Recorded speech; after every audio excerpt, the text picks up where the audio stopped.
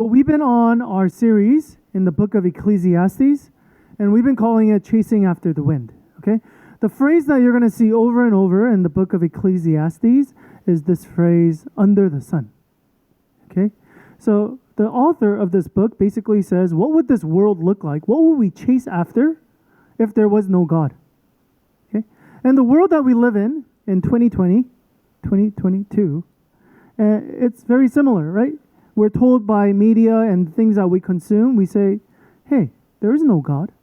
Or even if there was God, we cannot know God. We cannot know Him. And so, hey, let's live as if there is no God. So let's chase after whatever. You want to chase after pleasure? Chase after pleasure. You want to chase after relationship? Chase after relationship. If you want to chase after, today what we're going to talk about is work. You want to chase after work?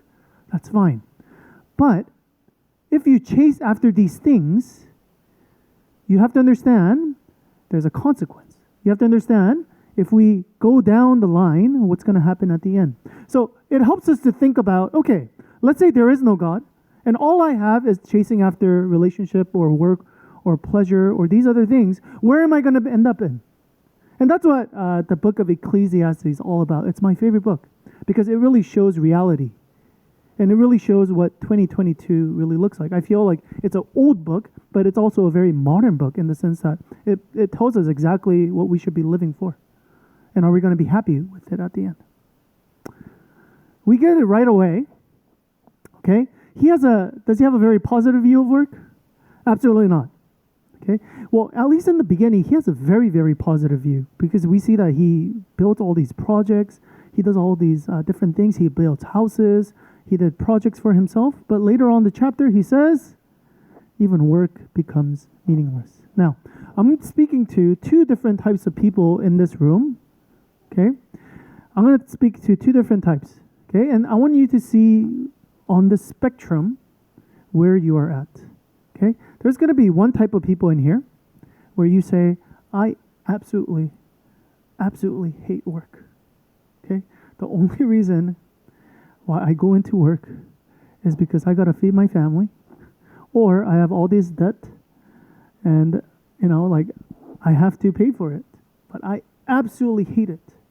Okay, I hate going, but I'm going because of whatever different reasons. Okay, so that's one extreme where you say I absolutely hate work. Okay, and then we have this other extreme. We go, I absolutely love my work. Okay, and I can't, if I could work just all day long and not eat and work even 80 hours a week, that would be my dream. I just love working. So we call this extreme not alcoholic, workaholics. All right, they could be alcoholics too, I guess. Okay, we call them workaholic. Okay, so where are you guys on this spectrum? And I know some of you guys are saying, well, it depends on what day, right? On Monday, I hate work. On Friday, I love work. I don't know. Okay, so maybe some of you guys go back and forth, but there's probably some kind of average, right? Where you go, your view of work, you go, I absolutely hate it, or you go, I absolutely worship work. Okay, where are you on the spectrum? I want you to think about this, because I'm going to be speaking to you about both extremes, and we're going to talk about how both extremes, it's going to destroy you at the end, and how we're going to have a biblical concept of what work should be in our lives. Okay? Now, let's talk about the negative first because Solomon shows us a negative view of work. Okay? So the negative view of work, this is some of the reasons why he says he absolutely dislikes his work. Okay? I hated all these things I have told under the sun because I must leave them to the one who comes after me. So he's basically saying, I can do a lot of good things. I could be doing meaningful things with my work. I could have created projects. I could have made this company better. I could have created a lot of resources for myself and my family. And yet, he says, the people who come after me, it could be my son or daughter, or it could be my coworkers, it could be my boss, it could be, I don't know, whoever takes after me, who knows if they're going to be wise or foolish. So, he's basically saying, because of other people, even if I do good work, even if I do meaningful work, it doesn't really matter because I'm going to die. And I can't take work with me. The people who's going to come after me, I don't know what they're going to do with it. They could do whatever they want with it. They could say, oh, the thing that Kirin did, oh, terrible. I'm going to change it all up. Or they're going to say, oh, who is this Kirin guy? We don't care about him. We don't care if he made our company better. It doesn't matter. He's gone. He's dead anyways. Okay? And so he says, this is why he hates work. Now, let's make it more modern. There are several reasons why we can dislike work itself, but you guys know, because we live in a society, and most of us, we work with people. Okay? You work with clients directly or indirectly, or even if you don't work with like people, like clients, you're working with like your coworkers or bosses. There's always people. Okay? And so what happens? We live in a sinful world, and the people that we're interacting with, okay, are also sinful according to the Bible. And so what happens? What happens is there's incredible amount of stress that comes just dealing with people itself. Okay? So here's several examples. Some of you guys might say, I feel like I'm doing very good work, I'm making a difference, but my coworkers, they don't appreciate me. Or they take advantage of me because I'm doing all the work. And they go, oh, such a good worker. Let's put all the work, I could just chill and he or she's going to do it anyways. Or the client, you do your best, but the client is just so unhappy and all they do is just complain and complain and complain. Your work is not good enough.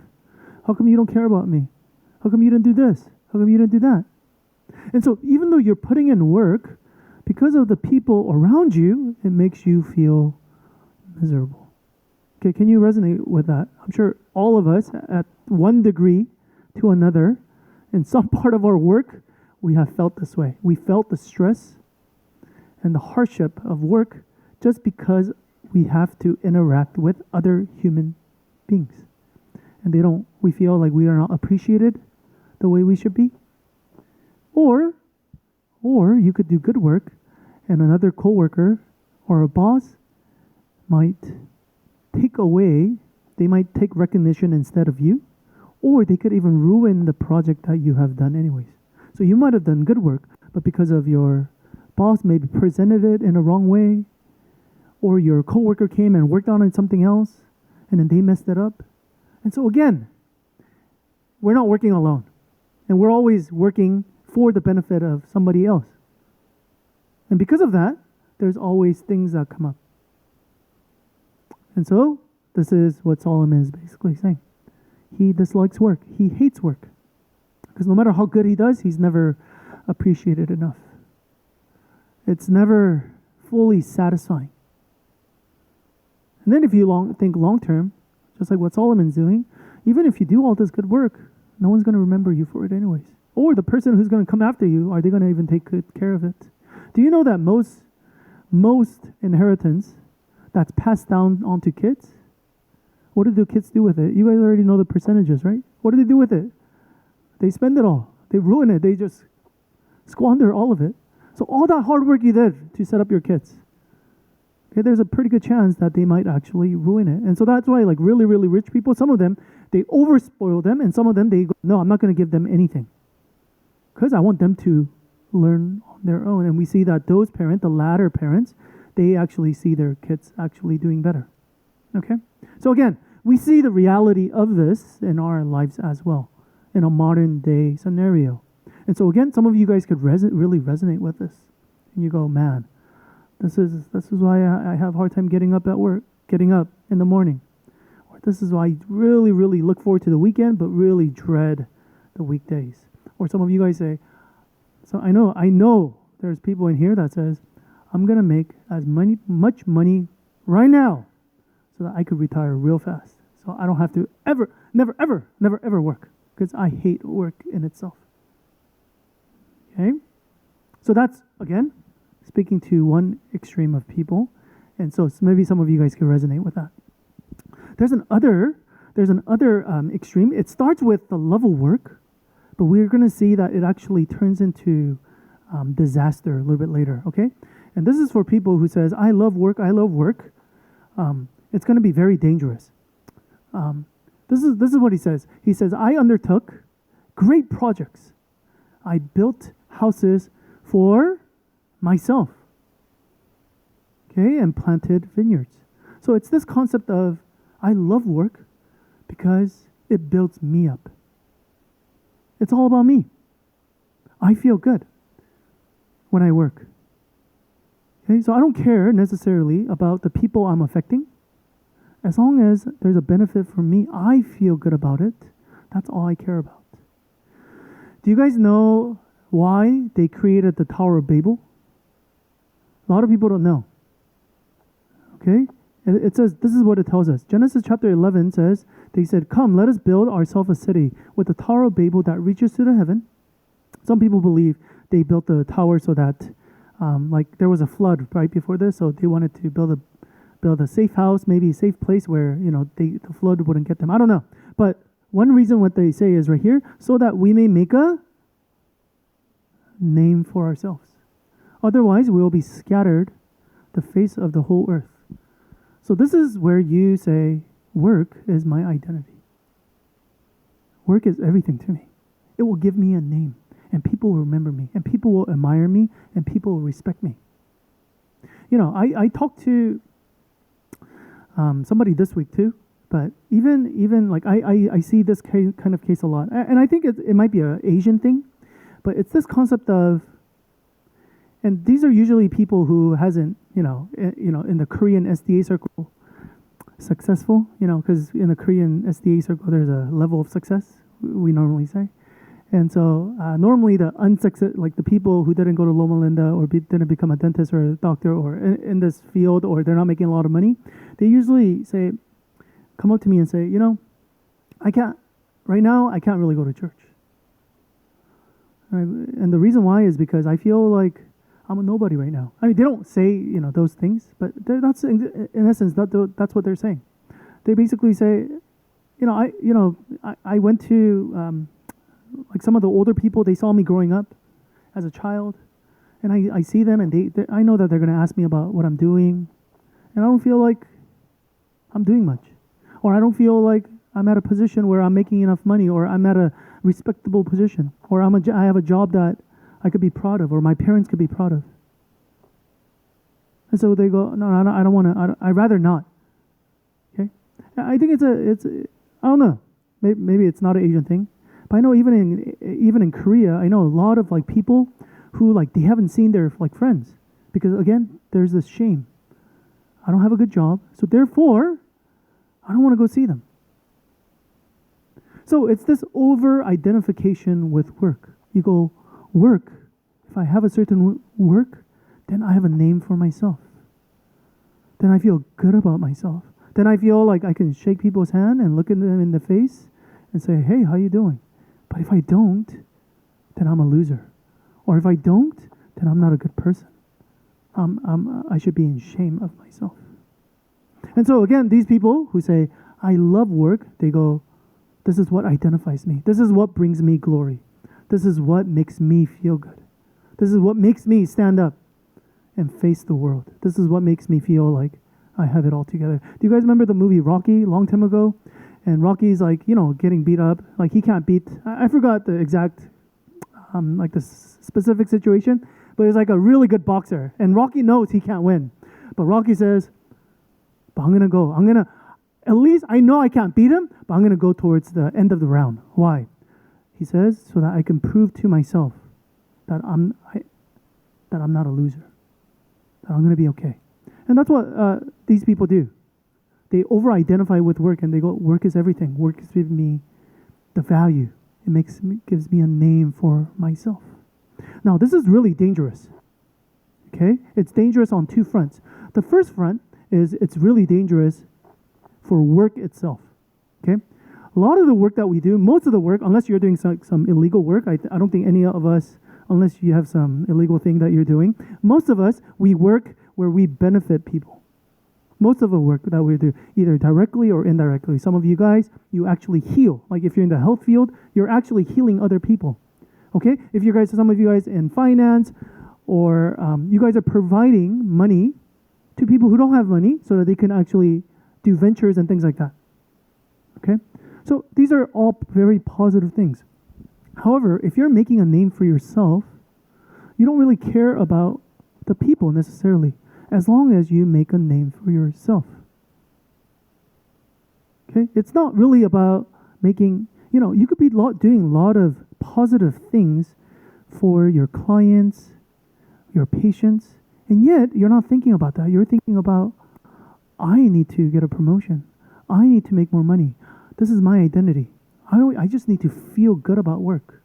And so therefore, it doesn't really become about necessarily the people that you're affecting, but it really just becomes about you. And so therefore, the work itself is affected by it. The second thing is, it affects you as well. It poisons you, if you think about it. If work becomes the end, okay, not the means, but it just becomes an end to whatever you do, then if you want to get more and more and more and up, then why not cheat? Why not lie? Why not take shortcuts? So at the end, you might become extremely successful. You might be at that place where you go, this is where I belong. This is the type of money that I should be touching. Or these are the type of people that I should be affecting. And yet, your character-wise, you become the devil. You justified shortcuts, you justify lying and cheating and stealing and shortcutting and undercutting people. It doesn't matter. Why? Because it's about me and having a name for myself. And there's extreme anxiety when it comes to this then. And that's why if we go back, actually, I don't have it in here, but if you go back, he actually says, I cannot sleep at night. There's deep anxiety even into the night. Why? It's because, again, you have a job and you go, this is my ultimate thing. But the thing is, this thing is so fleeting because you never know. What if there's people behind you that are coming? Okay? You never know. What if the money that you're holding on to, it disappears? What if you make a mistake? Or what if they find out about all the lies you have made? Then what happens? It could all slip through your hands. Okay? So there's still deep-seated anxiety, even though you feel good on the one hand, but on the other hand, there's no peace. You cannot sleep. There's deep anxiety. I got to do more. I got to do more to hold on to this identity. And so Solomon, we see, he experiences both of these. So again, I'm speaking to everybody in here. You're either on one extreme, which is, I absolutely hate work. And one extreme, you go, work is everything. If there is no work, I don't know who I am. Okay, where are you? Okay, and Solomon says, both of these extremes, it's going to lead you into meaninglessness. Okay, because again, if you're on this side, again, we spend a third of our week at work. A third of your time at work, again, a third we're sleeping, third we're at work. What are we doing? We hate work. Then your life is miserable. If you're on this side, you might feel good, successful, you might have, but yet there's anxiety. You can't sleep. There's so much stress. You have to continue to hold on tightly. Okay. So, what do? We need to have a biblical view of work. The Bible actually tells us you cannot say I hate work, yet you cannot say I love work in the sense that work is the ultimate thing for me. So it actually centers us. Okay? All right. So let's see. So now I'm speaking to people right here. I hate work. Then this is a verse that you need to remember. The Lord God took man, and this is talking about in the beginning. Okay? He took Adam and put him in the Garden of Eden to work it and take care of it. Now, the Lord God had formed out of the ground all the wild animals and all the birds in the sky. He brought them to the man to see what he would name them. So, important thing, this is before sin entered into the world. But even before sin entered into the world, what do we see God doing? God makes Adam work.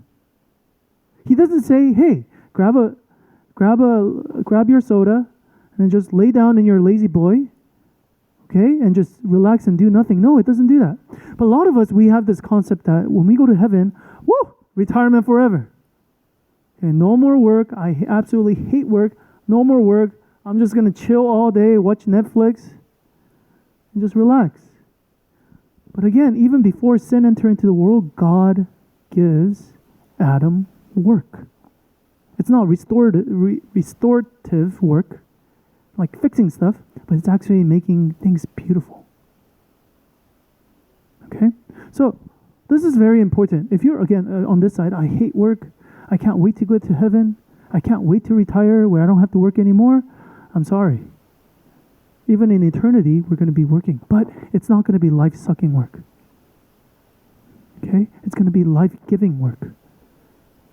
Remember, when God, in Genesis chapter 1, He's actually working too. He creates things. But every time He creates, He says, it is good. And so He values and sees work for what it is. And so again, for those of you guys who are in this extreme where you go, I hate work, there is actually great hope for you. That with God, we're going to be doing work. It's not that we're just going to be chilling. We're actually going to be doing work. But doing work that is eternal, and that is valuable, and that's going to give you life. So, whatever your dream job you think, times that by 1,000, and that's what heaven's going to be like. And you're going to it's going to give you life. And no one's going to come and ruin it. No one's going to come and not appreciate you for it. No. There's going to be value in work. So we have to hold on to that. Okay? Now, the other extreme is this. We go, I love work. Work is everything to me. It's the most important thing. I put it above God. Okay? I hear a lot of people saying this. They go, oh, yeah, good pastor, I know job is important, all that stuff. I mean, God is important, all that stuff. But right now, I got to pay off my loans. Or right now, let me just build up, my career, my family. Let me just make, once I get here, then I'll reprioritize my life. That kind of thing. Okay? But you have to remember. Okay? This is what it says. Now, this is after sin entered into the world. Now, work was beautiful, but now that sin comes into the world, it says, cursed is the ground because of you. Through painful toil, you will eat food from it all of your days. It will produce thorns and thistles for you, and you will eat the plants of your field.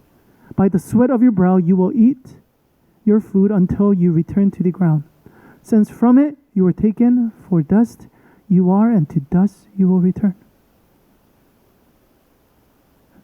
So, again, these are for these people over here. It centers work, because it tells you, no, work is going to destroy you at the end. If you just continue to just work and work and work, now we have to work for survival. Again, and some of us, we experience this. This is, again, this life-sucking thing. And this is exactly what the Bible actually tells us. That that work, that it might make you feel good, but it's going to slowly wear you down. It's going to produce thorns and thistles. It's always going to disappoint you. To a place where you're literally working the ground, and next minute, what you see is you're dead on the ground. Okay, that's exactly what it's giving us a picture of. So if work becomes your ultimate things, when work goes down to work, what's going to happen to you?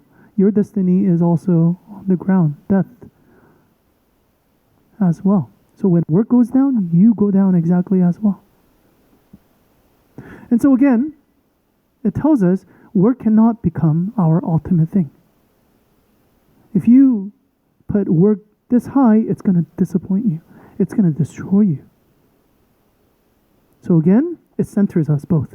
And so, this is very difficult because we have to hold on to these two tensions. It's really easy to swing from this way to this way. So it's really easy to go, woo! I love work. And then you go, something happened, woo! I absolutely hate work. And so it's easy to go back and forth to these extremes.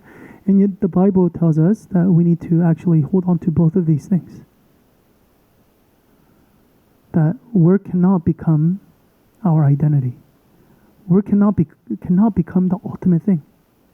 And yet at the same time, work is a gift. We can't just throw it away. Work is something that we need to do. And yet, there won't be a full satisfaction, but in heaven. Okay, but in heaven, there will be work that will actually give us life. So again, when you go, oh, I hate work, you have to look at, okay, there's an eternal view of work. When work becomes too important and you go, it's more important than my family, it's more important than God, it's more important than relationship, then you go, no, no, no, no, no. It can't be. Work cannot become the ultimate thing. God has become the ultimate thing. Here's some C.S. Lewis quotes that's going to help us. The first one, put first things first. And we get the second things thrown in. He's quoting from Matthew chapter 16. Seek ye first the kingdom of God, and everything else will be added unto you. But put second things first, you lose both the first and the second things. This is very important. This is really the Bible wrapped up really, really well. God created us so that God could become the ultimate things in our life. He's the one that gave us identity, security, affirmation, and love. But what do? In our sinful state, we go, no, God, we don't want you. Instead, I'm going to put career as my ultimate thing. This will give me identity. No, relationship will give me identity. No, money will give me security. But those are all secondary things. But we continue to put them first. And so therefore, we lose everything. At the end of it, like Solomon, everything just becomes meaningless. Everything was just under the sun, and at the end, we just all die, and there's no meaning to it at all. But you put God first, then everything else is going to line up. Here's one more. Is there one more? Okay. And that's why he says, do not let your happiness depend on something you may lose. Okay? Everything else is going to be lost. If relationship is your God, is your ultimate thing, sadly, the people that we love the most, either they're going to bury us or we're going to bury them. That's really the reality of it's really, really morbid to say something like that, but that's the reality of our life. Either we're going to bury the ones that we love, or the ones that we love is going to bury us. So that cannot be our ultimate source of happiness, and that's what he's saying. Career. That cannot become your ultimate thing. What happens if you stop working? And that's why there are certain people, they cannot retire. They're just like, I just got to keep working because I don't have an identity outside of this. I don't know who I'll become. So therefore, God has to become the ultimate thing. I want to read you one verse and then wrap it up for us. It's really beautiful. I found it, I actually never really saw this. But really, really beautiful. This is what he says. I delight greatly in the Lord. My soul rejoices in my God. For he has clothed me with garments of salvation and arrayed me in a robe of his righteousness. As a bridegroom adorns his head like a priest, and as a bride adorns herself with her jewels. Do you guys ever wear clothes where maybe after COVID, you realize you gained like 15 pounds and you can't fit into it. And God is basically saying, whenever we try to use work, obviously right now specifically work, but relationship, money, anything else to try to cover yourself up, it's going to be trying to fit in to a clothes that you were 15 pounds lighter. Then what happens? Yeah, you'll cover yourself, but you're going to start seeing rips. And it's real uncomfortable walking around in undersized clothes. There's no joy. There's no happiness. But that's what our lives look like a lot of times. Because we have put these things as the first things. So we go, this is the thing that will make a name for myself. Nothing else. Not God. But this is really, really beautiful. Do you see that? He starts off by saying, I'm so happy. There's so much joy in my life. Why? Because God is the one who clothed me. I don't have to try so hard to say, grind so hard to say, I need to grind for my identity. I need to do this. I need to do this. If I don't do this, then I'm not going to be loved by somebody. No. Instead, you rejoice. And you're happy because you see that God is the one who clothed you. To realize that God is the one who gives you the deepest desires of your heart. You don't have to let work be the ultimate thing. Why? Because you already have an ultimate thing, which is God. Do you see that? Okay? Do you see that God is standing right next to you? Okay, in your very, very tight, skinny pants and skinny jeans. Okay, you're like, I can't move. And God's saying, I will clothe you. You don't have to try so hard. I will give you the deepest desire of your heart. Stop seeking after other things. Place me. Put first things first, and everything else will be given. But you put the second things, you will lose everything as well. This week, after the Sabbath, all of us are going to go back to work. And again, you're going to see this happening throughout this week. I hope that you can be centered to say, work is not everything, and yet work is also important. But ultimately, God is the most important. He's the ultimate thing. He's the first thing in my life. He's the one who gives me salvation. He's the one who gives me my righteousness, my name. May we rest today in the Sabbath. May we rest in that.